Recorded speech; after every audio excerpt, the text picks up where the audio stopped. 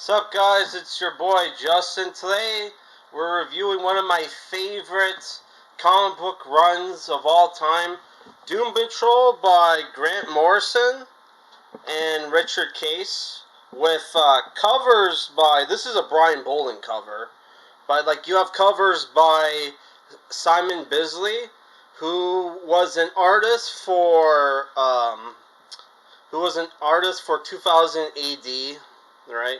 That's not the, that's not the covers by Simon Bisley. Trying to get to them. When did he start doing the covers, man? Oh, we're getting there. That's not one of his either. Wait, is that nope? Maybe that might have been Simon Bisley.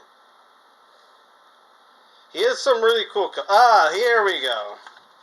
Here's a Simon Bisley cover. There's Robot Man at the front. So, for people who don't know, this comic book series originally came out in 1988, if I'm not mistaken, right? And it was, I think this series came out after his Grant Morrison's run on Animal Man, and they gave the series to Grant Morrison, and he reinvented the Doom Patrol in this series, and it was so influential that it had its own it got its own TV series, and you had rip-offs of this comic book series, right? The guy from My Chemical Romance made a comic book series called Umbrella Academy, which is a huge rip-off of Doom Patrol, Grant Morrison's Doom Patrol run. But it's okay because he put Grant Morrison in one of his My Chemical Romance music videos.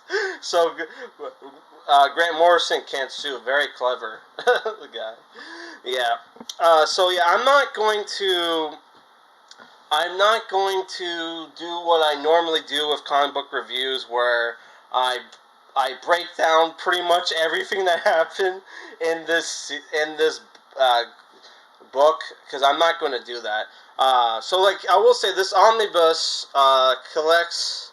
It's just for mature readers, and it collects issues 19 through 34 of Grant Morrison's run, and it goes for 30 US, 40 Canadian. Huge deal there. If you're a subscriber of mine and you actually like my comic reviews, and I'm just telling you right now, don't watch this review. This book is a 9 out of 10. Just go out and read it, okay? Go out and read it. Trust me, this is going to be a great book to read. But if you don't want to trust me, and you want to, continue watching the video, then do so. So this graphic novel, right? This comic book series is basically, it's not your typical superhero series. This is during the 80s, when you started to have more cerebral comic books getting made, like the Thinking Man's comics, to sound pretentious, but it actually is that. This comic book is not a superhero book. It's a supernatural horror dark comedy series where you have these messed up characters go out and try to save the world from supernatural craziness, right? The characters on this book is one of the main characters, who's one of the original members of Doom Patrol, is Cliff Steele, Robot Man, who in the beginning of this series is super depressed because most of his team members have died, and he's a disembodied brain in a clunky robot body, right? He can't feel anything, he can't taste anything. He's suffering from sensory deprivation, right? And he's super depressed until he meets Crazy Jane, who's a new member of the Doom Patrol, who was sexually assaulted as a kid by her own father, and because of that, she developed multiple personalities. Each one, well, not all of them, but like a lot of them have different superpowers, right? And she even changes forms depending on which personality is taking place. Another member of the team is Negative Man, who was the original member, but in this series, Larry Trainer, which is the original Negative Man, was in a hospital recovering from a recent battle, where until like the negative spirit that inhabits Negative Man fuses Larry with this African American female doctor, fusing them unwillingly together to form Rebus, who is a biracial hermaphrodite character, right? Which in the Doom Patrol series, they just made Larry gay. So like other members is the Chief, who is the Professor X of the Doom Patrol, which is funny because like Doom Patrol was apparently came out before X-Men, and there are people who speculate that X-Men was a ripoff of Doom Patrol. Which, if you read the early Doom Patrol books, man, they're actually pretty fun. Though they make fun of them in here.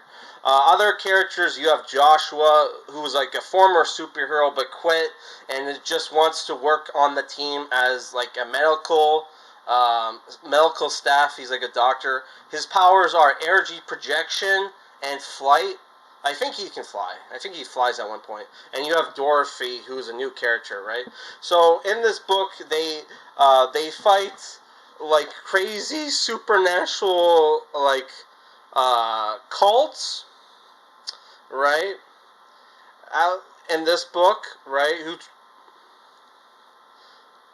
And here's the hermaphrodite Negative Man after he's fused into Rebus, right? Which I love how the Chief is like, I don't give a crap, join my Doom Patrol, right? Here you can see there's some really cool villains, supernatural monsters of the book. Here's the Scissor Men, right? Who when they cut people, people cease to exist, right? And they turn into these like white shadows, right? And this scares the crap out of Cliff, right? And like, there are a lot of cool backgrounds and like settings in this book. Here's Black Annis, one of the Crazy Jane's transformations, right? Here you see Josh using his powers, right?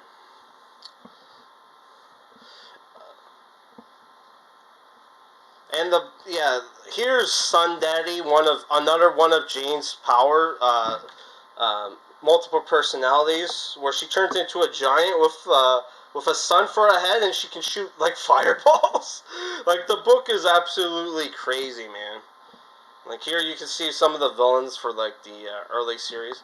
I kind of liked how in each arc the characters take turns. Like, it's not just the same character that saves the day.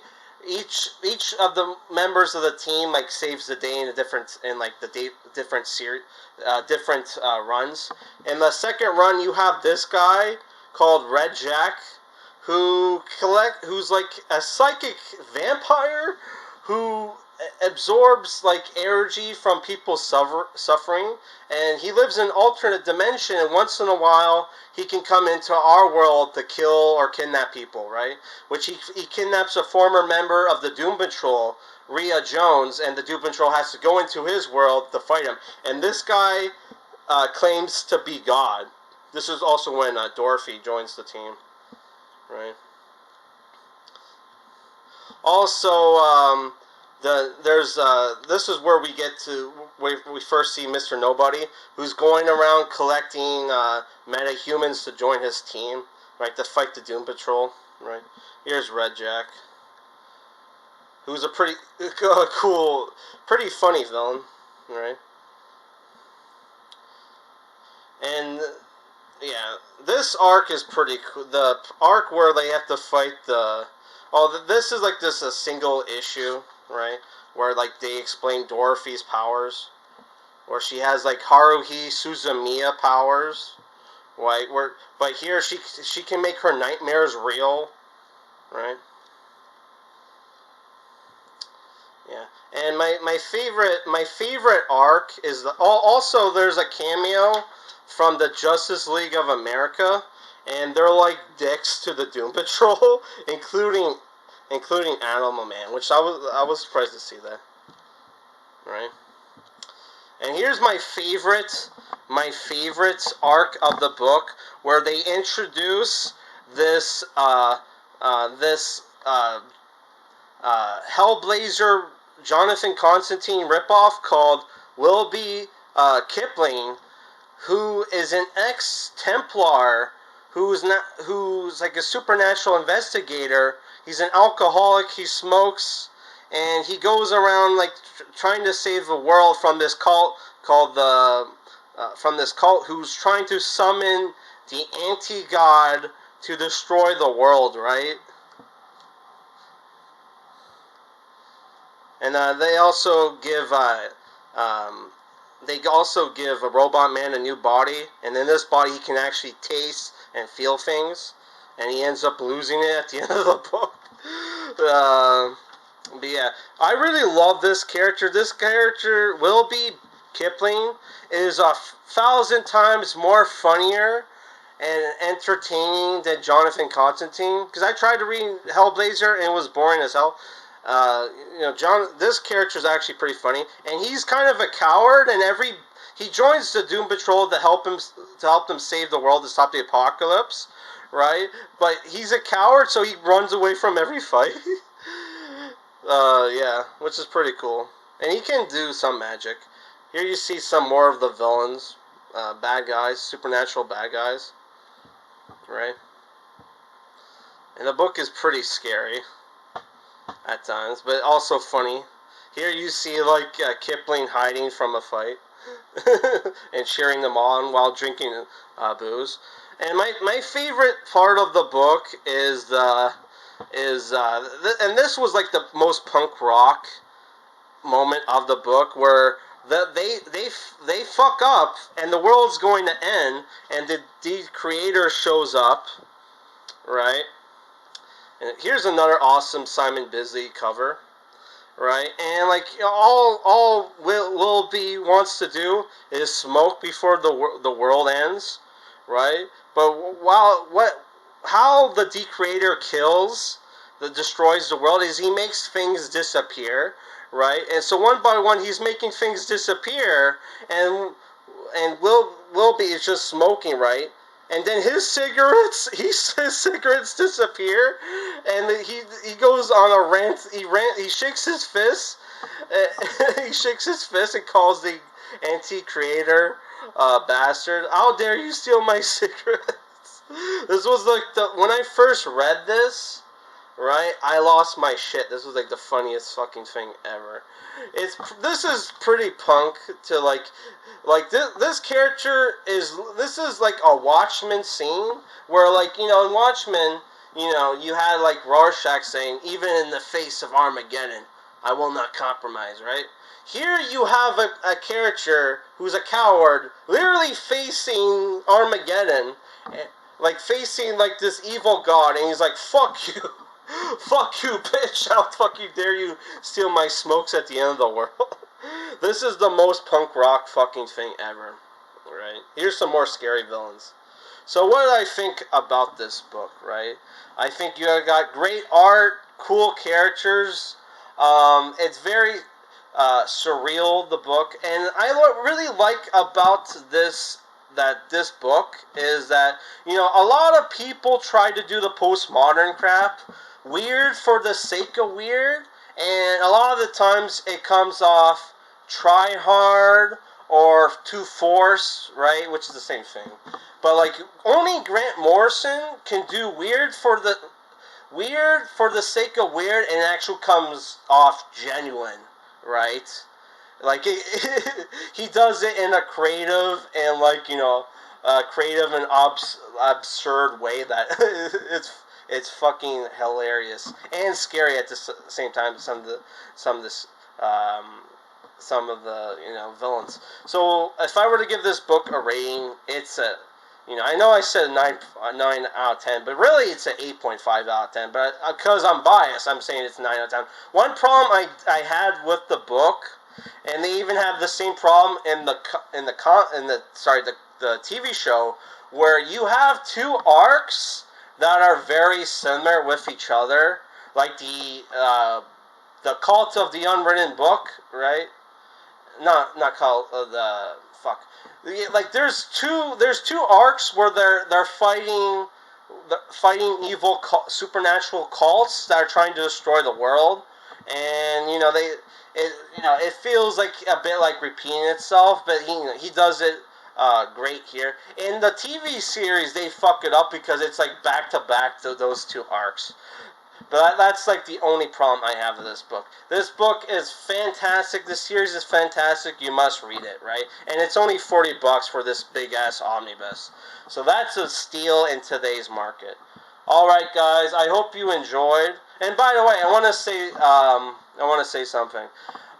Grant Morrison has always been one of my favorite writers, even before Jared Conway or whatever his name from fucking My Chemical Romance ripped him off and became like a comic book writer, and because his favorite writer is Grant Morrison. I'm trying to say I'm not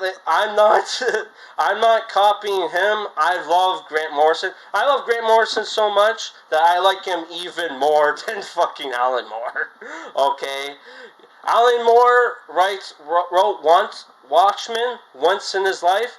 Grant Morrison writes Watchmen every week. How do you like them apples, bitch? So I hope you enjoy.